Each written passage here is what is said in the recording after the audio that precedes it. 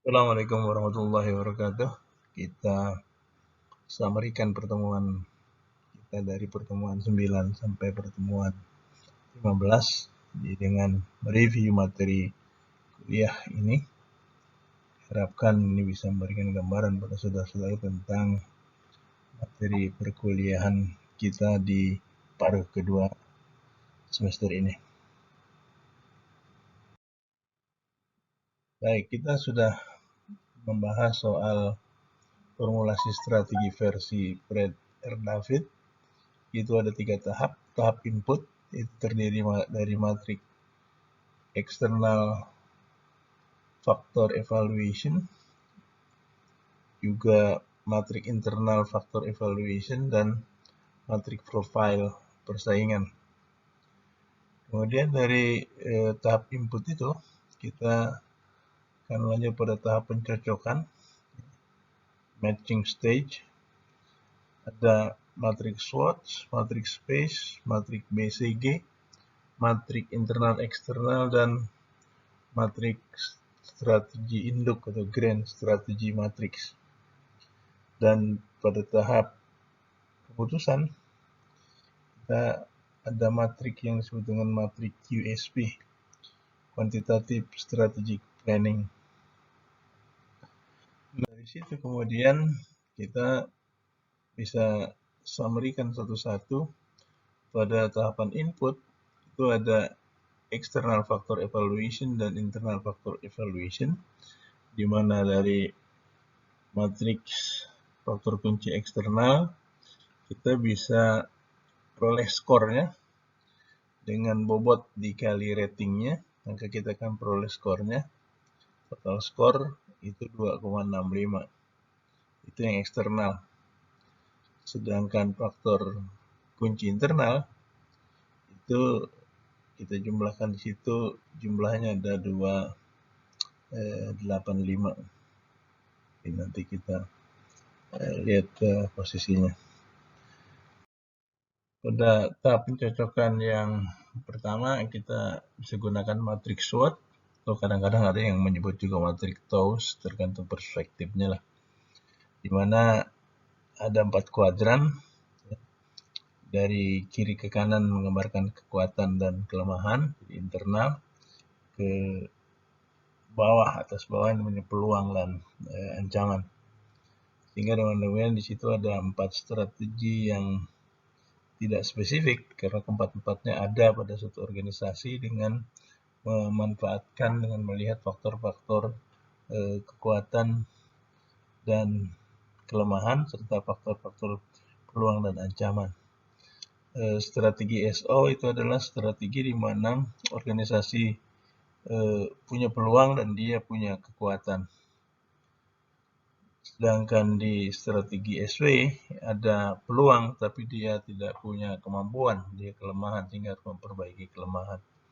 Kemudian di kiri bawah ada strategi ST, ada kekuatan tapi dia bisa menghadapi ancaman. Tidak ada ancaman, dia punya kekuatan. Sedangkan di kanan bawah itu ada ancaman tapi dia punya kelemahan, sehingga tidak bisa melawan seperti di strategi ST itu. Kemudian di tahap pencocokan yang berikut adalah ada matrix space yang kita gunakan dengan 2 dimensi, financial strength dan competitive advantage, serta dimensi eksternal, industry strength dan environmental stability. Matriks seperti ini. Kanan atas agresif, kanan bawah kompetitif, kiri atas konservatif, kiri bawah defensif. Lalu yang ketiga, tahap pencocokan yang ketiga itu adalah matrik BCG, Boston Consulting Group, dengan dimensi internalnya rata-rata pertumbuhan industri dan dimensi eksternal posisi persaingan pasar dalam industri. Sehingga pada posisi ini ada tanda tanya, ada bintang, ada sapi, ada anjing. ya, kuadran 1, kuadran 2, kuadran 3, dan kuadran 4. Dengan mengetahui posisi masing-masing perusahaan, di mana posisinya, biasanya si unit bisnis, pada unit bisnis berada di mana, kemudian alternatif strateginya bisa direkomendasikan. Tahap pencocokan yang berikut adalah penggunaan matriks internal eksternal, di mana rating itu dibagi menjadi 4 skala, 1, 2, 3, 4, sehingga ada 9 sel pada matrik ini. Dan kalau kita masukkan tadi matrik skor eksternal internal yang di tahapan input, kita dapat 265 dan 285, itu ada di sel 5 di tengah-tengah. Apa strateginya? Adalah strategi pertumbuhan konsentrasi melalui integrasi horizontal dan strategi stability. Kalau kita lihat dari situ, ketemu itu dari posisi strategis, kemudian kita bisa merekomendasikan strategi apa yang bisa ditempuh oleh suatu perusahaan. Yang terakhir, pada tahap pencocokan ini kita gunakan matriks strategi induk atau grand strategi matrik, di mana menggunakan 2 dimensi, yaitu dimensi pertumbuhan pasar dan dimensi posisi persaingan industri. Rapid market growth, pertumbuhan pasar, bawahnya pertumbuhan pasar, kirinya posisi persaingan. Ya, di sini dihasilkan 4 kuadran. Kuadran 1 adalah perusahaan-perusahaan yang pertumbuhan pasarnya tinggi dan mempunyai posisi persaingan yang kuat. Di kiri atas itu perusahaan-perusahaan yang pertumbuhan pasarnya juga cepat, tetapi dia posisi persaingannya lemah. Di kuadran 3, perusahaan-perusahaan yang berada di posisi persaingan yang lemah, juga pertumbuhan pasarnya lemah. Dan kuadran 4, posisi persaingannya kuat, meski pertumbuhan pasarnya lambat. Sehingga dari situ, dengan mengetahui posisi masing-masing unit bisnis dari suatu perusahaan, maka kita bisa menentukan alternatif strategi yang bisa direkomendasikan. Tipikal soal ujian, biasanya ujian akan terdiri dari studi kasus atau organisasi bisnis yang memberikan informasi yang lengkap tentang faktor kunci internal dan faktor kunci eksternal, baik bobot dan ratingnya.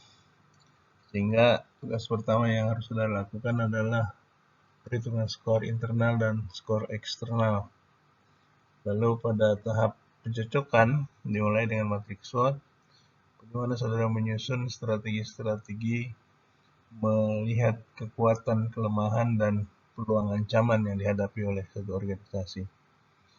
Lalu pada tahap berikutnya, masih tahap pencocokan, dilakukan perhitungan matriks space untuk menentukan posisi strategis, dan dari situ rekomendasi apa yang dapat diberikan. Dengan matrik BCG juga dapat ditentukan posisi strategis satu organisasi, sehingga dari situ juga bisa direkomendasikan strategi yang disarankan untuk diterapkan. Pada tahap pencocokan selanjutnya, kita bisa gunakan matrik internal eksternal untuk menentukan posisi strategis dan rekomendasi strateginya. Dan terakhir, pada tahap pencocokan terakhir, kita gunakan matrik strategi induk untuk menentukan posisi strategis dan alternatif strategi yang bisa direkomendasikan. Saya kira demikian review singkat tentang materi kuliah yang sudah kita bahas pada pertemuan 9 sampai pertemuan 15 ini. Ya, mudah-mudahan ini bisa jadi memberikan panduan bagi saudara untuk mempersiapkan bahan-bahan untuk ujian akhir semester. Kalau menurut jadwal, ujian akhir semester untuk mata kuliah ini adalah hari tanggal 20 Juli, hari Senin, tanggal 20 Juli, siang pukul 13. Saya kira saudara masih punya cukup waktu untuk mempersiapkannya, dan jika saudara-saudara masih punya bahan untuk didiskusikan, ada hal-hal yang kurang jelas, silahkan ditulis di komentar. Kita akan mungkin seminggu sebelum waktu ujian saya akan buka, dan di situ kita akan diskusikan. Sekira demikian. Selamat belajar, selamat menghadapi ujian. Terima kasih. Assalamualaikum warahmatullahi wabarakatuh.